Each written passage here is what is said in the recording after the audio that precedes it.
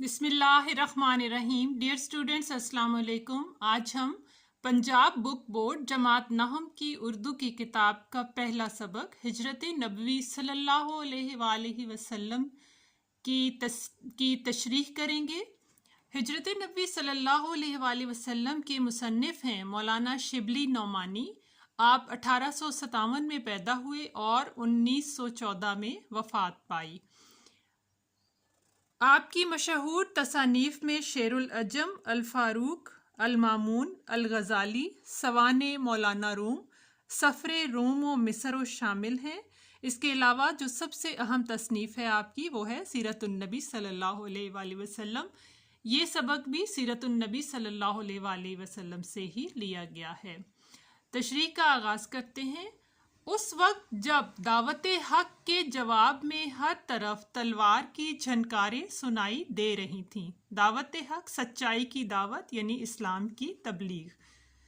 جب نبی صلی اللہ علیہ وآلہ وسلم نے لوگوں کو دین کا پیغام پہنچانا شروع کیا تو لوگ آپ صلی اللہ علیہ وسلم کے خلاف ہو گئے اور تلواریں نکال لیں. تلوار کی جھنکاریں یعنی تلواروں کی چھن چھن کی آوازیں سنائی دینے لگیں. حافظ عالم صلی اللہ علیہ وآلہ وسلم نے مسلمانوں کو دارالامان مدینہ کی طرف رخ کرنے کا حکم دے دیا. حافظ عالم زمانے کی حفاظت کرنے والا، دارالامان امن کی جگہ. جب مکہ کے لوگ مسلمانوں کے بہت زیادہ خلاف ہو گئے اور جینا مشکل کر دیا تو آپ صلی اللہ علیہ وسلم نے مسلمانوں کو مدینہ کی طرف ہجرت کا حکم دیا، لیکن خود وجود اقدس صلی اللہ علیہ وآلہ وسلم، وجود اقدس پاک ہستی جو ان ستم گاروں ظالموں کا حقیقی ہدف اصل نشانہ تھے، اپنے لیے حکم خدا کا منتظر تھا، یعنی اپنے لیے اللہ تعالیٰ کے حکم کا انتظار کر رہے تھے. نبوت کا 13واں سال شروع ہوا اور اکثر صحابہ رضی اللہ عنہ مدینے پہنچ چکے. یعنی جب نبوت ملے آپ صلی اللہ علیہ وسلم کو 13 سال ہو چکے تھے تو بہت سے صحابہ مدینہ ہجرت کر گئے تھے. تو وحی الہی کے مطابق حضرت صلی اللہ علیہ وآلہ وسلم نے بھی مدینے کا عزم فرمایا. یعنی اللہ کا حکم ہو گیا اور آپ صلی اللہ علیہ وسلم نے عزم فرمایا، ارادہ فرمایا کہ آپ صلی اللہ علیہ وآلہ وسلم بھی مدینہ چلے جائیں. قریش نے دیکھا کہ اب مسلمان مدینے میں جا کر طاقت پکڑے جاتے ہیں، یعنی مسلمان مضبوط ہو رہے ہیں اور وہاں اسلام پھیلتا جاتا ہے، یعنی اسلام وہاں پر فروغ پا رہا ہے. چنانچہ لوگوں نے مختلف رائیں پیش کیں. رائے کی جمع تجاویز، مختلف تجاویز پیش کیں. ایک نے کہا محمد صلی اللہ علیہ وآلہ وسلم کے ہاتھ پاؤں میں زنجیریں ڈال کر مکان میں بند کر دیا جائے، یعنی قید کر دیا جائے. دوسرے نے کہا جلا وطن کر دینا کافی ہے. جلا وطن ہوتا ہے وطن سے نکال دینا. ابو جہل نے کہا ہر قبیلے سے ایک شخص کا انتخاب ہو، یعنی ایک شخص چنا جائے اور پورا مجمع اور پورا گروہ ایک ساتھ مل کر تلواروں سے ان کا خاتمہ کر دے، یعنی نعوذ باللہ آپ صلی اللہ علیہ وسلم کو قتل کر دیں. اس صورت میں ان کا خون تمام قبائل میں بٹ جائے گا.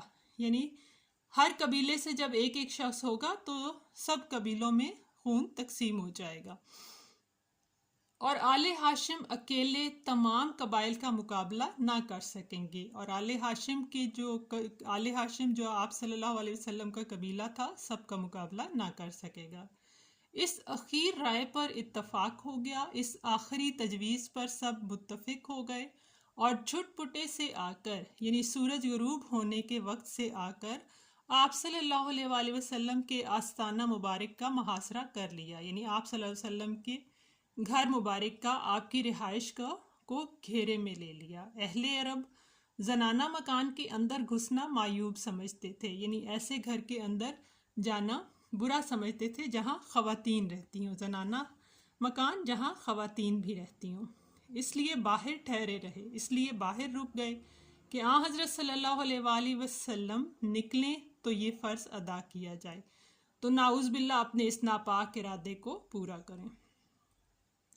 رسول اللہ صلی اللہ علیہ وآلہ وسلم سے قریش کو اس درجہ عداوت تھی، یعنی اس حد تک دشمنی تھی، تاہم آپ صلی اللہ علیہ وآلہ وسلم کی دیانت پر یہ اعتماد تھا، یعنی آپ صلی اللہ علیہ وسلم پر کی ایمانداری پر اتنا بھروسہ تھا کہ جس شخص کو کچھ مال یا اسباب امانت رکھنا ہوتا، یعنی اپنا سامان امانت کے طور پر رکھنا ہوتا، آپ صلی اللہ علیہ وآلہ وسلم ہی کے پاس آ کر رکھتا تھا۔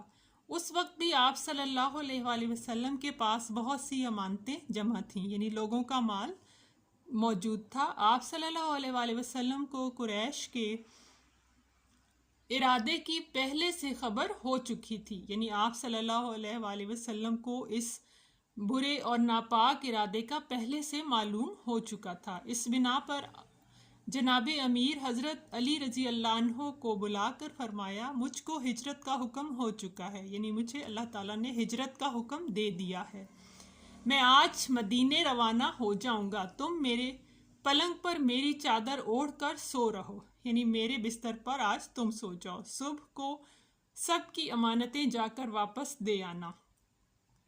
یہ سخت خطرے کا وقت تھا، یہ سخت خطرے کا موقع تھا، یعنی یہ بہت زیادہ مشکل وقت تھا۔ جناب امیر رضی اللہ عنہ کو معلوم ہو چکا تھا کہ قریش آپ صلی اللہ علیہ وآلہ وسلم کے قتل کا ارادہ کر چکے ہیں۔ جناب امیر حضرت علی مرتضیٰ رضی اللہ عنہ کو پتہ تھا کہ قریش بہت برا ارادہ رکھتے ہیں، آپ رسول اللہ صلی اللہ علیہ وآلہ وسلم کا بستر خواب قتل گاہ کی زمین ہے، یعنی آج بہت زیادہ خطرہ ہے، وہاں پر قتل کیا جا سکتا ہے، لیکن فاتح خیبر کے لیے قتل گاہ فرش گل تھا، لیکن فاتح خیبر کا قلعہ فتح کرنے والے مراد حضرت علی رضی اللہ عنہ کے لیے یہ بستر پھولوں کے فرش کی طرح تھا، یعنی پھولوں کی زمین کی طرح تھا۔ کفار نے جب آپ صلی اللہ علیہ وآلہ وسلم کے گھر کا محاصرہ کیا اور رات زیادہ گزر گئی، یعنی آپ صلی اللہ علیہ وآلہ وسلم کے گھر کو گھیرے میں لیے ہوئے رات بہت گزر گئی، تو قدرت نے ان کو بے خبر کر دیا یعنی غافل کر دیا۔ حضرت صلی اللہ علیہ وآلہ وسلم ان کو سوتا چھوڑ کر باہر آئے اور کعبے کو دیکھا اور فرمایا، یعنی آپ صلی اللہ علیہ وسلم جب گھر سے باہر نکلے تو کعبے پر نظر ڈالی اور فرمایا، مکہ تو مجھ کو تمام دنیا سے زیادہ عزیز ہے، یعنی وطن سب کو پیارا ہوتا ہے، تو مکہ آپ صلی اللہ علیہ وآلہ وسلم کا وطن ہے، تو آپ صلی اللہ علیہ وسلم کو بہت افسوس ہو رہا ہے، لیکن تیرے فرزند مجھ کو رہنے نہیں دیتے، فرزند بیٹے یہاں مجھے امن سے نہیں رہنے دیتے۔ حضرت ابو بکر رضی اللہ عنہ سے پہلے قرارداد ہو چکی تھی، یعنی آپ رضی اللہ عنہ سے پہلے ہی معاہدہ ہو چکا تھا، بات چیت ہو چکی تھی، دونوں صاحب پہلے جبل سور کے غار میں جا کر پوشیدہ ہوئے، جبل کہتے ہیں پہاڑ کو، اور سور کے پہاڑ میں ایک غار تھا جہاں آپ دونوں چھپے۔ یہ غار آج بھی موجود ہے اور بوسہ گاہ خلائق ہے، بوسہ گاہ خلائق مخلوق کے بوسہ دینے کی جگہ ہے۔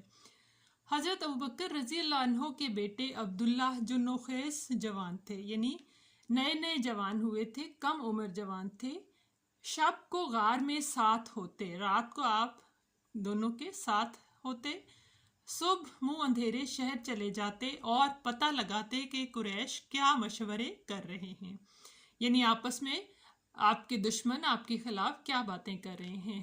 جو کچھ خبر ملتی شام کو آ کر حضرت صلی اللہ علیہ وآلہ وسلم سے عرض کرتے، یعنی آپ صلی اللہ علیہ وسلم کو بتاتے۔ حضرت ابوبکر رضی اللہ عنہ کا غلام کچھ رات گئے بکریاں چرا کر لاتا اور آپ صلی اللہ علیہ وآلہ وسلم اور حضرت ابوبکر رضی اللہ عنہ ان کا دودھ پیتے۔ 3 دن تک صرف یہی غذا رہی، یعنی 3 دن تک صرف یہی خوراک تھی، لیکن ابن حشام نے لکھا ہے، ابن حشام جو تاریخ نگار تھے، کہتے ہیں کہ روزانہ شام کو اسما رضی اللہ عنہ گھر سے کھانا پکا کر غار میں पहुंचा आती थीं। अस्मा रज़ी अल्लाह ताला अन्हा जो हज़रत अबू बकर सिद्दीक़ रज़ी अल्लाह ताला अन्हु की बेटी थीं, खाना बनाकर गार में दे आती थीं। इसी तरह 3 रातें गार में गुजारी।